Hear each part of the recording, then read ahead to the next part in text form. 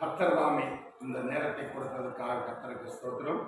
இயேசு ஒன்று குறைய 39 அடிகளை அவர் தன்னுடைய சரீரத்தில் ஏற்றுக்கொண்டார்.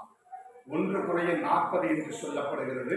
39 அடிகளை அவர் வாரினாலே அடித்த அவருடைய சரீரம் நொறுக்கப்பட்டது. அடுத்தது முள்ளினாலே அவருடைய சிரசின் மேலே முள்ளுகளை சூட்டினார்கள். இந்த முள்ளுகள் விஷ முள்ளுகளைப் போல இருக்கும், ஆணிகளைப் போல இருக்கும். அவருடைய தலையிலே வைத்து அழுத்தினார்கள்.